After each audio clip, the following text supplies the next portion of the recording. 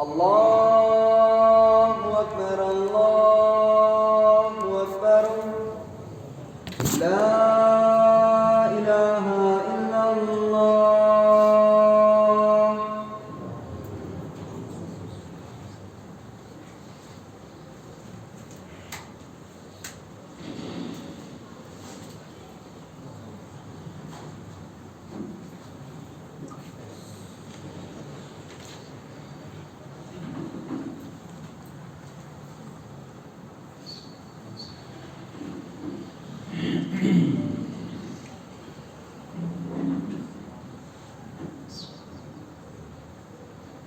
إن الحمد لله نحمده ونستعينه ونستغفره ونعوذ بالله من شرور أنفسنا ومن سيئات أعمالنا من يهده الله فلا مضل له ومن يضلل فلا هادي له وأشهد أن لا إله إلا الله وحده لا شريك له وأشهد أن محمدا عبده ورسوله أما بعد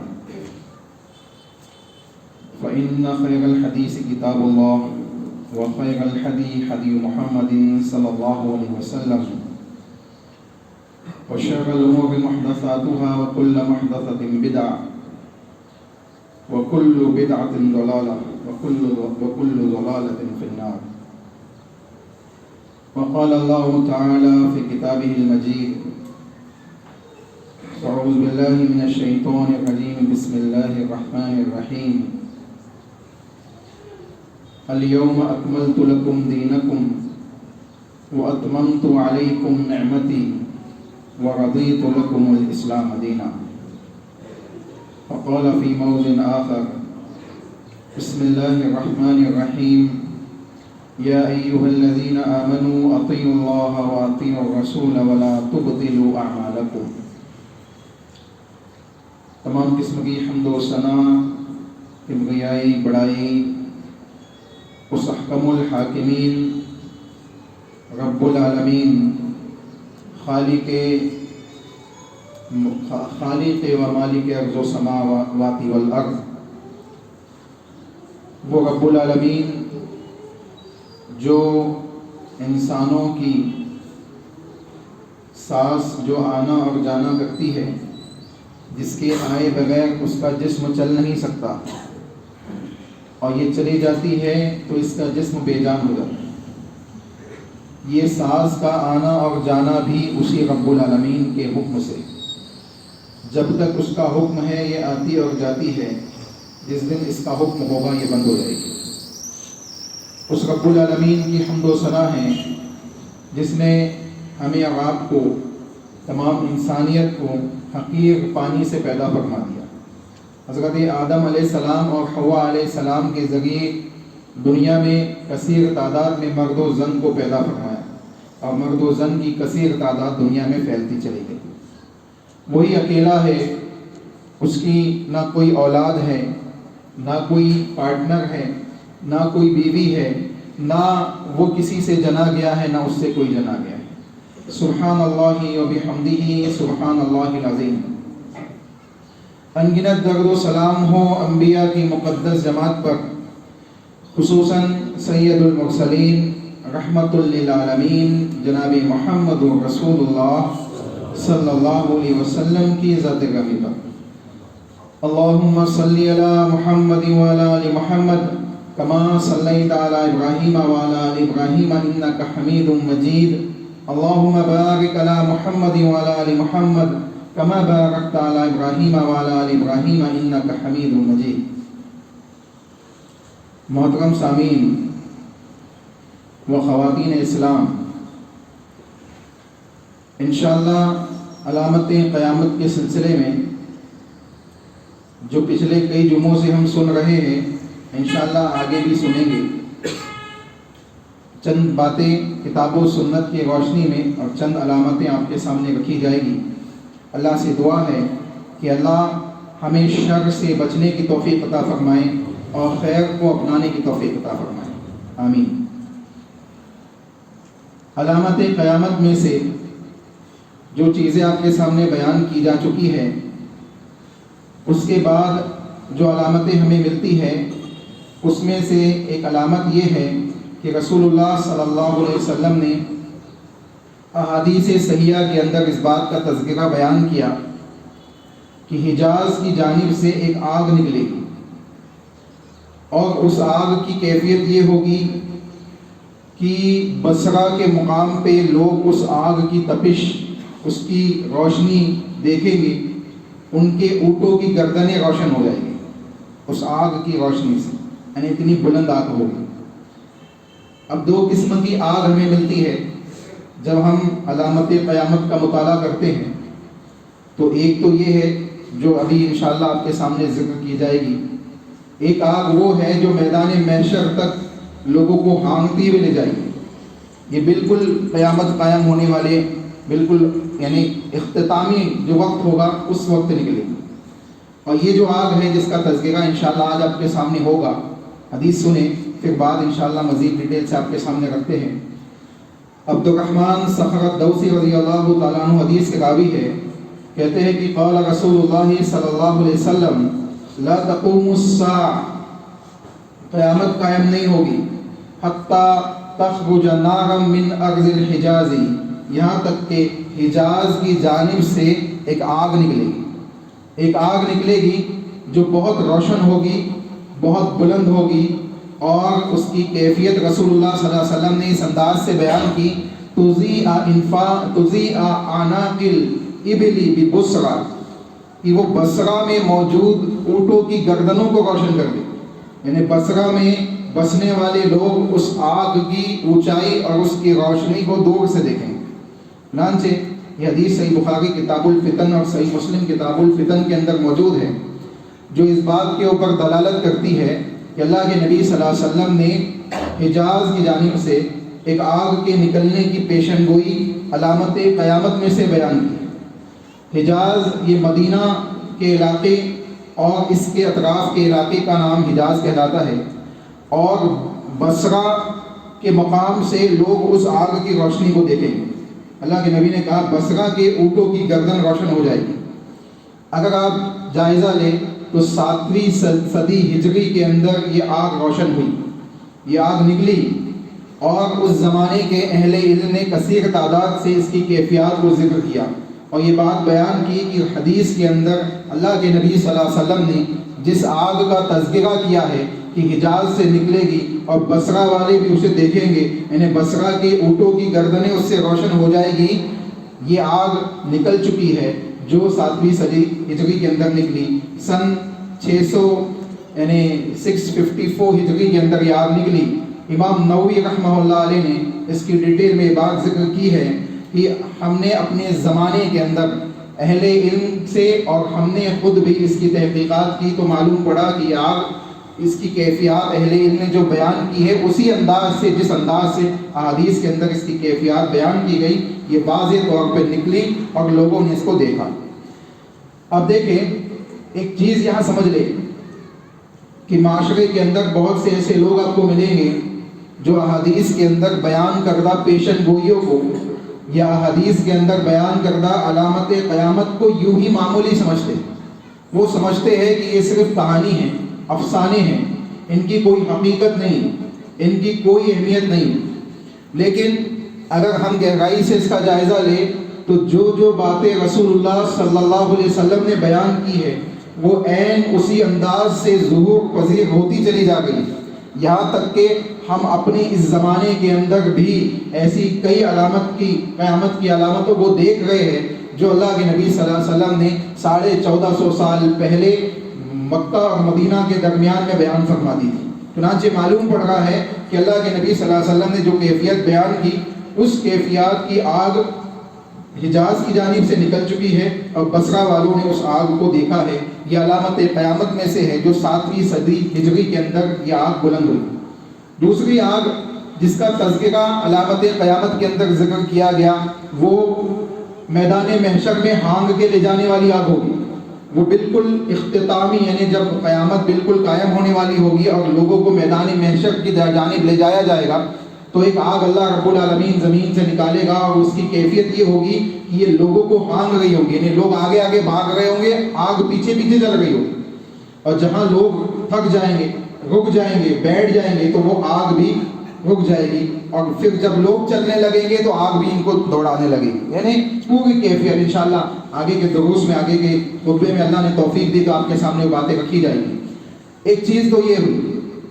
دوسری چیز جو اللہ کے نبی صلی اللہ علیہ وسلم نے علامت قیامت میں ذکر کی ہے وہ ہے امانت کا ضیاع ہو جانا، امانتوں کا ضیاع ہو جانا، یعنی امانت کے اندر لوگ خیانت کرنے لگے، امانتوں کی کوئی اہمیت نہیں بچے گی، معاملات امانت کے سلسلے میں بالکل لاپرواہ ہو جائیں گے اور لوگوں کے درمیان اس کی کوئی اہمیت نہیں بچے گی۔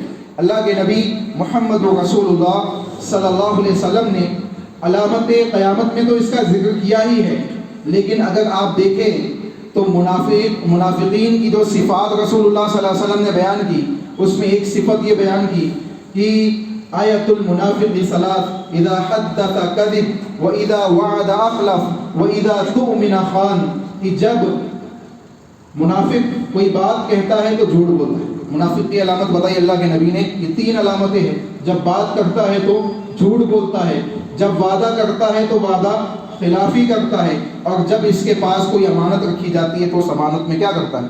خیانت کرتا ہے۔ چنانچہ اس سے ایک بات یہ سمجھ میں آتی ہے کہ اللہ کے نبی نے امانتوں کا ضیاع ہونا، امانتوں کے سلسلے میں لوگوں کا لاپرواہ ہونا اور امانتوں کو معمولی سمجھنا، لوگوں نے اس چیز کو سٹارٹ کیا تو اللہ کے نبی محمد رسول اللہ صلی اللہ علیہ وسلم نے اس کو علامت قیامت میں ذکر کیا، جو اس بات کے اوپر دلالت کرتی ہے۔ اگر دونوں حدیثوں کو ملا کے ہم سمجھیں کہ یہ منافق کی علامت بھی ہے، یہ علامت قیامت بھی ہے، تو یہ بات سمجھ میں آتی ہے کہ علامت قیامت یعنی جو امانتوں کا ضیاع ہونا ہے، اس وقت ایمان والوں کے درمیان نفاق کی کثرت ہو جائے، ان کے اندر منافقین کی صفات بڑھتی چلی جائے گی۔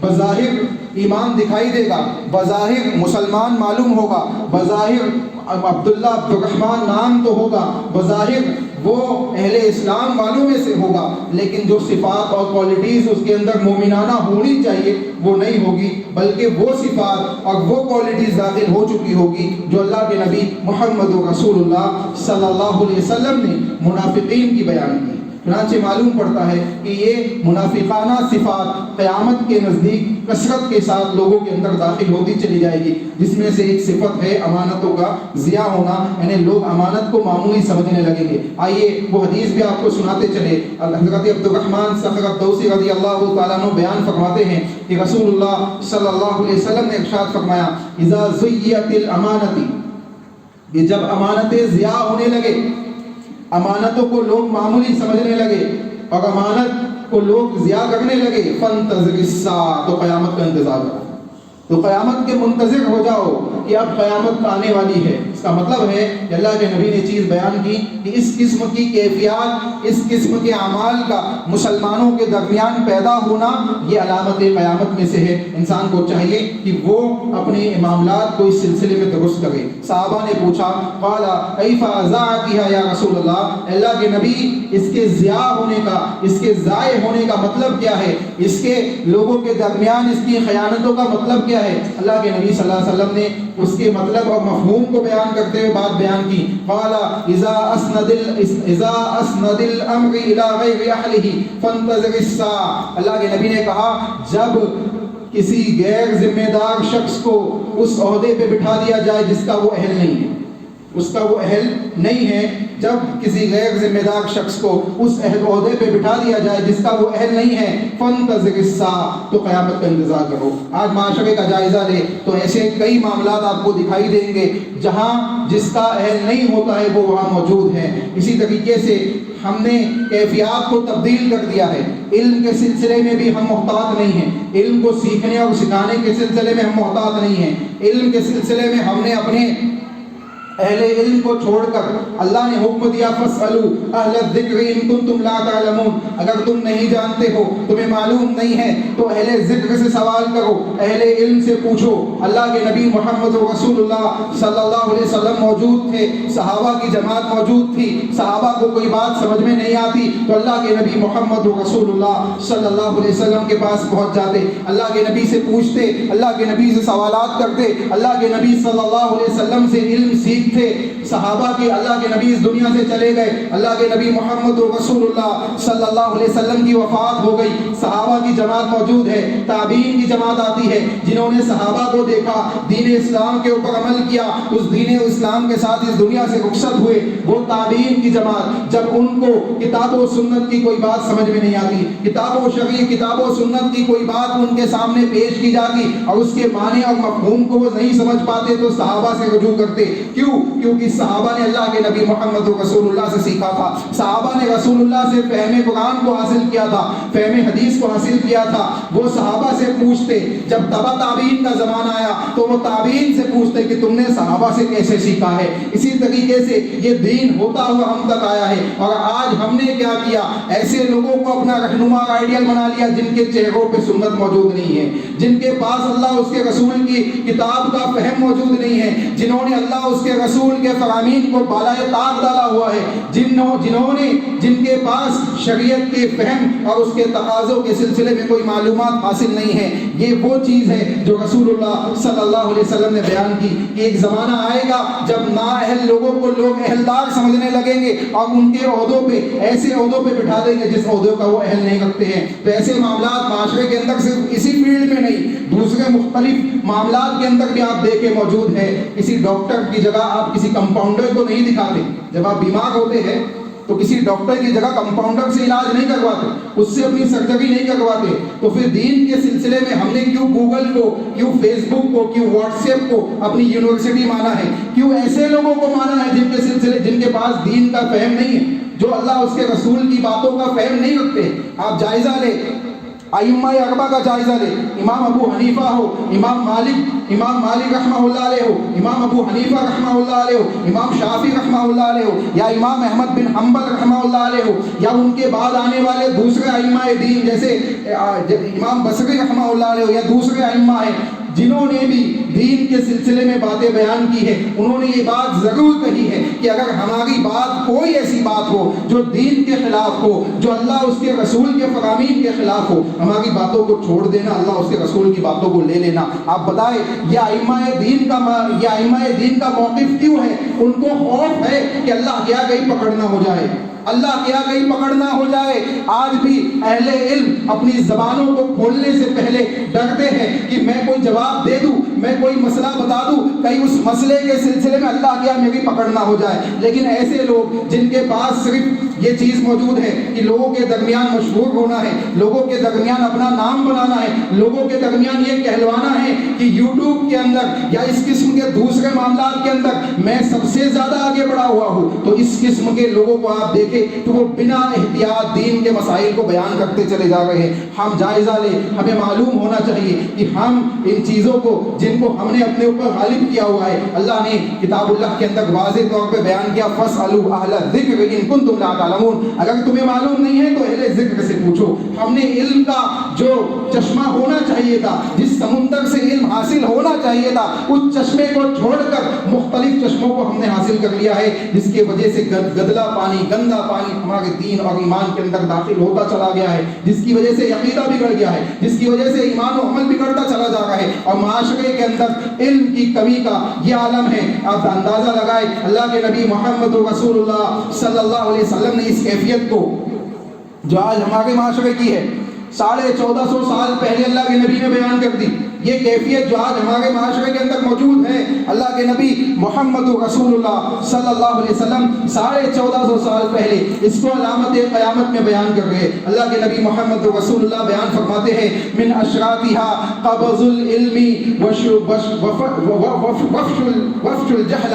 اے لوگوں سنو، قیامت کی علامتوں میں سے یہ چیز ہے کہ علم کو اٹھا لیا جائے گا اور جہل عام ہو جائے گا، جہالت عام ہو جائے گی، جہالت عام ہو جائے گی، علم اٹھا لیا جائے گا۔ کیسے اٹھایا جائے گا؟ ایسا نہیں کہ آپ کے سینوں سے علم اٹھا لیا جائے، آپ کے سینوں سے علم اٹھا لیا جائے گا، نہیں، بلکہ علم کیسے اٹھایا جائے گا انشاءاللہ وہ بات میں آپ کے سامنے رکھتا چلوں. حضرت عبداللہ بن عمرو بن عاص رضی اللہ تعالیٰ عنہ کہتے ہیں قال سمعت رسول اللہ صلی اللہ علیہ وسلم یقول میں نے اللہ کے نبی محمد رسول اللہ صلی اللہ علیہ وسلم کو کہتے ہوئے سنا ہے. اس حدیث کو غور و فکر سے سنیں اور اپنے معاشرے کے اندر اپلائی کر کے دیکھیں. ہم اپنا محاسبہ کریں کیا ایسے لوگ جو اس حدیث میں بیان کیے گئے ہیں ہمارے معاشرے کے اندر موجود نہیں ہیں جن کو ہم نے علم کا چشمہ مانا ہوا ہے, جن سے ہم علم حاصل کرتے ہیں, جن سے ہم کتاب و سنت کو سمجھنے کی کوشش کرتے ہیں لیکن حقیقت میں یہ خود بھی گمراہ ہوتے ہیں, دوسروں کو بھی گمراہ کرتے ہیں. آئیے حدیث سنیں. کہتے ہیں کہ میں نے اللہ کے نبی کو کہتے ہوئے سنا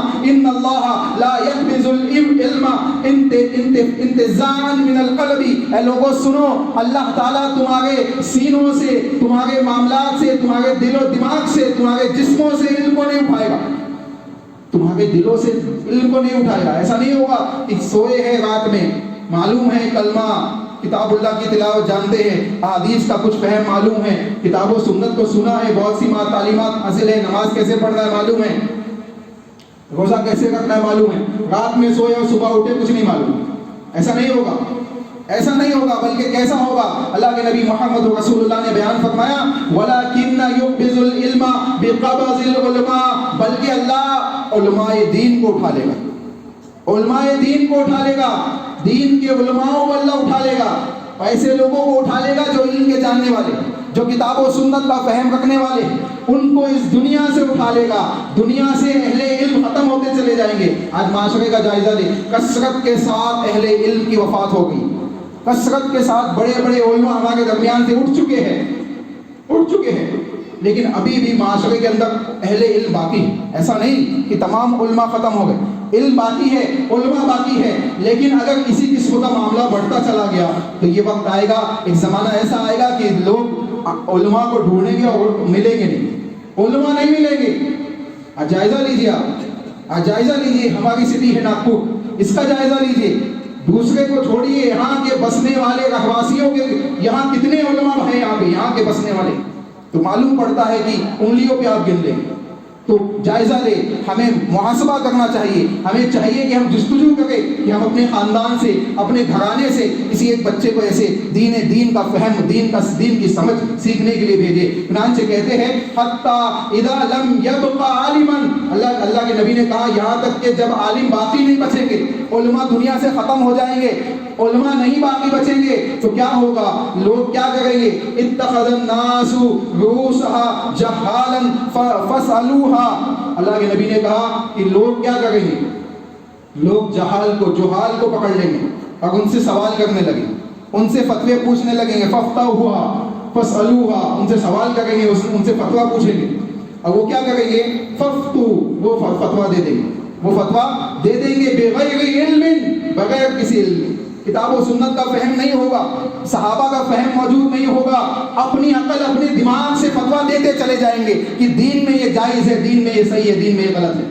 آپ دیکھیں معاشرے کے اندر یہ چیز موجود ہے یا نہیں ہے. ایسے لوگ موجود ہیں یوٹیوبرز کی شکل میں جو کہتے ہیں دین کے اندر کتاب و سنت میں اس چیز کو مانا جائے گا جس کو اکثر لوگ مان رہے ہیں, اس چیز کو مانا جائے گا جو صرف قرآن کے اندر ہے, حدیث کو نہیں مانا جائے گا. ایسے لوگ موجود ہیں دنیا کے اندر جن کو لوگ سن کر علم حاصل کر رہے ہیں, جن کی شکلوں پہ اللہ کے نبی محمد رسول اللہ کی سنتیں موجود نہیں ہیں. یہ افسوس کی بات ہے. ہمیں چاہیے کہ ہم غور و فکر سے محاسبہ کریں. اللہ کے نبی نے کہا کہ وہ فتویٰ دیں گے بغیر علم, بنا کسی علم کے فتویٰ دے دیں گے. اور اللہ کے نبی نے آگے کیا کہا وہ سنیے کتنا خطرناک معاملہ ہے یہ. اللہ کے نبی نے کہا وَظَلُّوا فَظَلُّوا, وہ خود بھی گمراہ ہوں گے, دوسروں کو بھی گمراہ کریں گے. یہ خود بھی گمراہ ہوں گے, دوسروں کو بھی گمراہ کریں گے. اندازہ لگائے, کتاب اللہ کو کھول کے بیٹھا ہوا ہے, ترجمہ پڑھ رہا ہے, لوگوں کو کہہ رہا ہے کہ اس سے یہ مطلب سمجھ میں آتا ہے, تمہیں کیا سمجھ میں آتا ہے, تمہیں کیا سمجھ میں آتا ہے. 10 لوگوں سے ایک آیت کا مطلب پوچھا جا رہا ہے.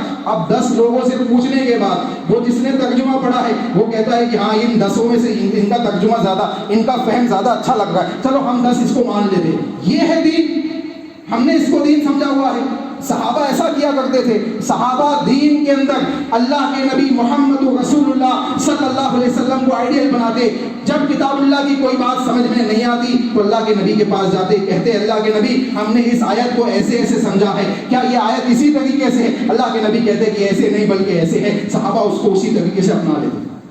یہ فہم تھا جو انہوں نے رسول اللہ سے سیکھا تھا. اللہ نے جہاں کتاب اللہ کو نازل کیا ہے اس کے فہم کو رسول اللہ صلی اللہ علیہ وسلم کی عملی زندگی کے طور پہ نازل کیا، جو صحابہ کے عمل کے ساتھ موجود ہے، جو تابعین اعظام نے صحابہ سے سیکھا ہے اور وہ چین ہوتے ہوتے ہم تک پہنچی ہے، ہم اس کو چھوڑ نہیں سکتے. انا نحن نزلنا الذکر وانا له لحافظون. اللہ نے کہا اس کی ذکر کو ہم نے نازل کیا ہے، اس کی حفاظت بھی ہم کریں گے. تو ذکر صرف کتاب اللہ نہیں ہے، صرف کتاب اللہ نہیں ہے، احادیث رسول بھی اللہ کا ذکر ہے. جس ذکر کو آپ صبح صبح پڑھتے ہیں، الحمدللہ الذی احیانا بعد ما اماتنا والیہ النشور، صبح اٹھنے کے بعد آپ دعا پڑھتے ہیں. اللہ کے نبی نے کہا صبح اٹھ کے جو اللہ کا ذکر کرتا ہے اس کی ایک اٹھان کھل جاتی ہے. یہ ذکر ہے الحمدللہ الذی احیانا، حدیث میں ہے، قرآن میں نہیں ہے. تو اندازہ لگائے جس سے معلوم پڑتا ہے کہ کتاب و سنت کا فہم علم کو سیکھنے کے لیے صحیح راہ کو اپنانا ہمارے لیے بہت ضروری ہے. اللہ کے نبی محمد رسول اللہ صلی اللہ علیہ وسلم نے بیان فرمایا، انس بن مالک رضی اللہ تعالیٰ عنہ حدیث کے راوی ہے، صحیح بخاری کتاب العلم کے اندر امام بخاری نے حدیث کو نقل کیا ہے. کہتے ہیں قال رسول اللہ صلی اللہ علیہ وسلم من اشراط الساعہ، قیامت کی علامتوں میں سے ایک چیز ہے یرفع العلم، علم کو اٹھا لیا جائے گا، ویثبت الجہل، اور جہل عام ہو جائے گا، جہالت عام ہو جائے گی، جہالت عام ہو جائے گی. آج معاشرے کے اندر برادرز اور سسٹرز کے نام سے فتنے پھیلے ہوئے ہیں. لوگوں نے ان کو اپنا آئیڈیل بنایا ہوا ہے. ان کو جن کو دین کا فہم اور معلومات نہیں ہے، ان جو کتابیں پڑھ کے ممبروں پہ اور اسٹیجوں پہ آ کے دین کی سمجھ لوگوں کو سمجھانا چاہتے ہیں. میں ان سے بغض نہیں رکھتا، میں ان سے کسی قسم کا میرا کوئی اختلاف نہیں ہے. میں آپ سے صرف یہ کہنا چاہتا ہوں کہ آپ اس بات کو سوچیں کہ اللہ کے نبی نے یہ پیشن گوئی کیوں کی، کیونکہ یہ گمراہی کا راستہ ہے. یہ دکھائی تو اچھا دیتا ہے، یہ بہت اچھی بات کر رہے، بہت لاجیکلی بات کر رہے، لیکن انسان جب اس کو گہرائی میں جاتا ہے، جب گمراہی کے راستے میں ڈوبتا چلا جاتا ہے، اس کو احساس تک نہیں ہوتا کہ میں گمراہ ہو گیا، اس کو احساس تک نہیں ہوتا. ایسے ہی اہل علم نہیں گھبراتے. امام مالک رحمہ اللہ علیہ کا جائزہ لے، جب درس دیتے تو دروس، امام شافعی بھی ان کے یعنی شاگردوں میں سے، اور ایک لمبا واقعہ امام مسلم نے بھی نقل کیا ہے. طلاق کا ایک مسئلہ آیا، امام مالک نے فتویٰ دے دیا، فتویٰ غلط ہو گیا. امام شافعی نے جا کے جو سائل تھا اس کا تعاقب کیا، اس کو پکڑا، کہا کیا مسئلہ ہے؟ بتایا گیا کہ ایسا مسئلہ ہے. ہاں یہ تو غلط ہے، امام مالک نے جو فتویٰ دیا صحیح نہیں. وہ لے کے پہنچا واپس امام مالک کے پاس. امام مسلم نے اس واقعے کو پورا نقل کیا. امام شافعی کو لے کے امام مالک کے پاس پہنچا، جو سائل آیا تھا پوچھنے والا، کہا آپ کہتے ہو کہ یہ فتویٰ ہے، طلاق ہو گئی ہے، اور آپ کا شاگرد کہتا ہے کہ طلاق نہیں ہوئی ہے. شاگرد اور استاد میں اختلاف کیوں؟ امام مالک، ایسا نہیں کہ امام مالک اڑ گئے کہ میں نے کہہ دیا میں استاد ہوں تو کیسے میری مخالفت کر. امام مالک رحمہ اللہ علیہ نے کہا اے شاگرد، امام شافعی سے کہا کیا دلیل ہے، کس بیسس پہ بات کہہ رہے ہو؟ کہا اللہ کے نبی کی وہ حدیث ہے، اللہ کے نبی نے کہا کہ وہ شخص بڑا سخت ہے، پیٹھ کے اوپر کوڑا لے کے گھومتا ہے، ہمیشہ کوڑا لے کے گھومتا ہے. اس کا مطلب یہ تو نہیں کہ ہمیشہ، لمبی حدیث ہے، میں اس مفہوم میں نہیں جانا چاہتا. جب امام شافعی نے اس مفہوم کو سمجھایا تو امام مالک نے اپنے فتوے سے رجوع کیا، اور امام شافعی جو ان کے شاگرد تھے اس وقت ان کے فتوے کو ایکسیپٹ کیا. تو یہ اہل علم تھے جن سے اگر غلطیاں بھی ہوئی تو انہوں نے رجوع کیا. لیکن آج معاشرے کے اندر کیفیات دوسری ہے. جو لوگ بولتے چلے جا رہے ہیں، جن کے پاس علم نہیں ہے، ان کے پاس رجوع کرنے کی توفیق نہیں ہے جب ان کو آپ غلطیاں بتاؤ. تو ہمیں چاہیے کہ ہم اس بات کو سمجھیں، یہ علامت قیامت میں سے ہے. یہ بہت بڑا فتنہ ہے جو لوگوں کو گمراہی کے اندر، لوگوں کو ضلالت کے اندر ڈبونے والا ہے. اللہ ہم سب کی حفاظت فرمائے اس چیز سے. آخری چیز جو حدیث میں اللہ کے نبی نے بیان کی، وہ اس زمانے کی کیفیات کے اندر مکمل طریقے سے واضح طور پہ آپ دیکھ سکتے ہیں. اللہ کے نبی نے بیان فرمایا، عبدالرحمن صخر الدوسی حدیث کے راوی ہے، کہتے ہیں کہ قال رسول اللہ صلی اللہ علیہ وسلم یتقارب الزمان، ایک زمانہ جب نزدیک آئے گا، یعنی قیامت کے نزدیکی زمانے جو ہوں گے ان کی کیفیات بیان کی. وَيَقْبِضُ الْعِلْمِ، علم اٹھا لیا جائے گا. وَتَظْهَرُ الْفِتَنُ، فتنے ظاہر ہونے لگیں گے. آپ دیکھیں فتنے ظاہر ہیں، آج فتنے ظاہر ہیں. اپنی بچیوں کی حفاظت کرنا مشکل ہو جا رہا ہے، فتنے ظاہر ہوتے چلے جا رہے ہیں. کہا وَتَظْهَرُ الْفِتَنُ وَيُلْقُ الشُّحَّ، اللہ کے نبی نے کہا اور حرص اور لالچ بڑھ جائے گا. حرص اور لالچ اور بخیلی بڑھ جائے گی. وَيَكْسِرُ الْحَرَجَ، اور حرج بڑھ جائے گا. اللہ کے نبی سے صحابہ نے پوچھا اللہ کے نبی یہ حرج کیا ہے؟ اللہ کے نبی نے کہا قتل و غارت گری عام ہو جائے گی، قتل و غارت گری عام ہو جائے گی۔ آج یہ کیفیات کیونکہ دنیا کے اندر مسلط ہے، یہ پوری صفات جو اللہ کے نبی نے اس حدیث میں بیان کی، یہ آپ دیکھ سکتے ہیں۔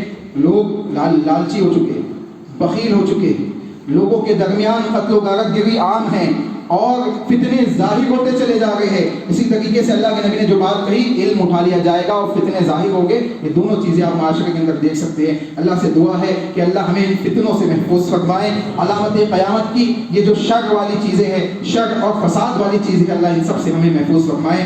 ہمیں اپنے اندر اپنے ایمان، عمل، اپنے اہل و عیال کے لیے، اپنے والدین کے لیے، اپنے خاندان و قبیلے کے لیے، اپنے دوست و اقارب کے لیے اللہ ہمیں اس چیز کو اپلائی کرنے کی توفیق عطا فرمائے کہ جو خیر ہے، جو بھلائیاں ہے، اس کو ہم اپنے ایمان اور عقیدے کے ساتھ اپنے خاندان قبیلے کے اندر اپلائی کریں۔ اللہ ہمیں اس کی توفیق عطا فرمائے۔ اللہ ہمیں صحیح معنوں میں اللہ اس کے رسول کے علم کو حاصل کرنے کی توفیق عطا فرمائے۔ اللہ اس کے رسول کے فہم کو حاصل کرنے کی توفیق عطا فرمائے۔ ہم سے جو غلطیاں سرزد ہوئی ہے اسے معاف فرما۔ اللہ ہم سے جو خطائی ہوئی ہے اسے معاف فرما۔ اللہ ہم نے جو گناہ کے معاملات انجام دیے اللہ اسے معاف فرما۔ اللہ اجتماع میں یا تنہائی میں ہم سے جو غلطیاں سرزد ہوئی ہے اللہ اسے معاف فرما۔ اللہ کتاب و سنت کے اوپر ہمیں اپنی مضبوطی کے ساتھ عمل کرنے کی توفیق عطا فرما۔ اللہ کتاب و سنت پر فہم صحابہ کو اپنا کے زندگی گزارنے کی توفیق عطا فرما۔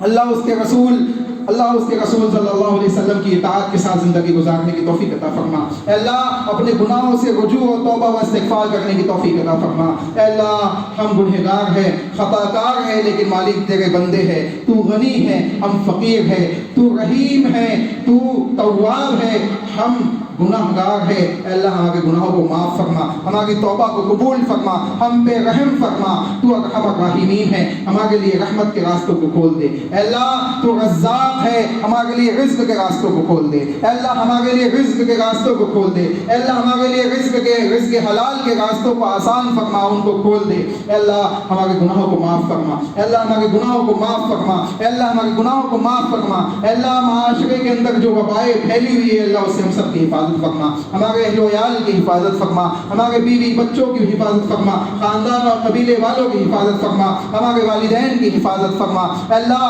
جو لوگ موجود ہیں انہیں اپنی زندگیوں کی اصلاح کرنے کی توفیق عطا فرما۔ اے اللہ جو لوگ موجود ہیں ان کو ہمیں اپنی زندگیوں کی اصلاح کرنے کی توفیق عطا فرما۔ اے اللہ جو لوگ موجود ہیں ان کو اصلاح کرنے کی توفیق عطا فرما۔ اے اللہ جو لوگ بیمار ہیں ان کو شفا یابی عطا فرما۔ اے اللہ جو لوگ بیمار ہیں ان کو شفا یابی عطا فرما۔ اے اللہ جو لوگ بیمار ہیں ان کو شفا یابی عطا فرما۔ اے اللہ جو اس دنیا سے جا چکے ہیں ان پہ رحم فرما۔ اے اللہ جو اس دنیا سے جا چکے ہیں ان کی مغفرت فرما۔ اے اللہ جو اس دنیا سے جا چکے ہیں ان کی قبروں کو جنت کا باغ بنا، ان کے لیے جنت کے بستروں کو بچھا، ان کے لیے جنت کی کھڑکیوں کو کھول دے۔ اے اللہ ان کو عذاب قبر سے محفوظ فرما۔ اے اللہ ان کو عذاب قبر سے محفوظ فرما۔ اے اللہ ہمیں بھی اس دنیا سے جانا ہے، اے اللہ وہ قبر جو ہماری بھی منتظر ہے، اے اللہ اس قبر میں ہمارے لیے بھی آسانیاں فرما، ہمیں بھی ثبات قدمی عطا فرما، سوال و جواب کے اندر کامیابی عطا فرما، اور ہمارے لیے بھی وہ تمام چیزیں جو بھلائی کی ہے اس میں عطا فرما۔ اے اللہ ہم گنہگار ہیں، خطا کار ہیں، ہماری غلطیوں کو معاف فرما۔ اے اللہ ہماری ماں اور بہنوں کی حفاظت فرما۔ اے اللہ ہماری ماں اور بہنوں کی حفاظت فرما۔ اے اللہ اقتدار کا جو فتنہ خواتین کے اندر پھیلتا چلا جا رہا ہے، اے اللہ ان سے ان کی حفاظت فرما۔ اے اللہ ان سے ان کی حفاظت فرما۔ اے اللہ اس فتنے سے ان کو محفوظ فرما۔ اے اللہ ہمارے گناہوں کو معاف فرما۔ اے اللہ ہمیں اللہ اس کے رسول کی طرف لوٹنے، رجوع اللہ کرنے کی توفیق عطا فرما۔ اے اللہ ہمیں رجوع اللہ کرنے کی توفیق عطا فرما۔ اے اللہ علامت قیامات کے اندر جو شر اور فساد والے فتنے والی چیزیں ہیں اللہ ان سے ہمیں محفوظ فرما۔ اے اللہ جو بھلائی والی چیزیں ہیں انہیں اپنی زندگیوں کے اندر اپلائی کرنے کی توفیق عطا فرما۔ اے اللہ ہم گنہگار ہیں، ہمیں اپنے گناہوں سے توبہ و استغفار کرنے کی توفیق عطا فرما۔ اے اللہ ہمیں نمازوں کی پابندی کرنے کی توفیق عطا فرما۔ اے اللہ ہمیں مسجدوں کو آباد کرنے کی توفیق عطا فرما۔ اے اللہ ان مسجدوں کی حفاظت فرما۔ اے اللہ ان مسجدوں کے اندر خدمات دینے والوں کی حفاظت فرما۔ اے اللہ ان کے میناروں کی حفاظت فرما۔ اے اللہ ان کے نداؤں کی حفاظت فرما۔ اے اللہ ان سے بلند ہونے والی کتاب و سنت کی حفاظت فرما۔ اے اللہ ان سے بلند ہونے والی کتاب و سنت کی نداؤں کی حفاظت فرما۔ اے اللہ مدارس کی حفاظت فرما۔ اے اللہ مدارس کی حفاظت فرما۔ اے اللہ جہاں سے علماء دین پیدا ہوتے ہیں اللہ ان مدارس کی حفاظت فرما۔ اے اللہ فتنے پھیلتے چلے جا رہے ہیں، اے اللہ ان فتنوں سے ہم تمام کی حفاظت فرما۔ اے اللہ ہمیں اپنے عمل صالح کے ذریعے ان فتنوں کو ختم کرنے کرنے کی توفیق عطا فرما. اے اللہ ہمیں اپنے عمل صالح کے ذریعے فتنوں کو ختم کرنے کی توفیق عطا فرما. اے اللہ ٹوٹے پھوٹے انداز میں ہم نے جو تجھ سے دعائیں مانگی ہے اسے قبول فرما. اے اللہ جن کے لیے راستے بند ہیں ان کے لیے راستے کھول دے. اے اللہ جن کے لیے راستے بند ہیں ان کے لیے راستے کھول دے. حلال کاموں کے اندر ہمیں بڑھ چڑھ کے حصہ لینے کی توفیق عطا فرما. حرام کاموں سے ہمیں اپنے آپ کو بچنے اور بچانے کی توفیق عطا فرما. آمین. ربنا تقبل منا انك انت السميع العليم وتب علينا انك انت التواب الرحيم برحمتك يا ارحم الراحمين.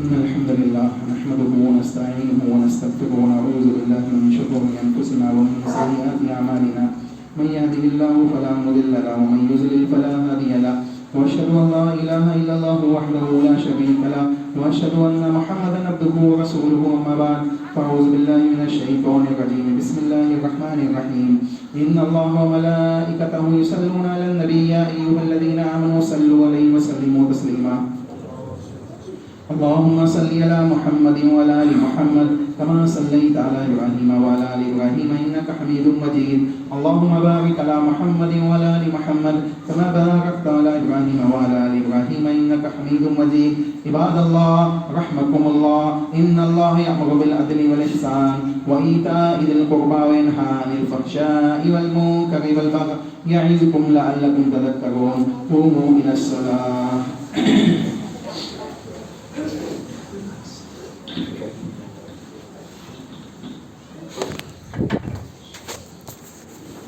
الله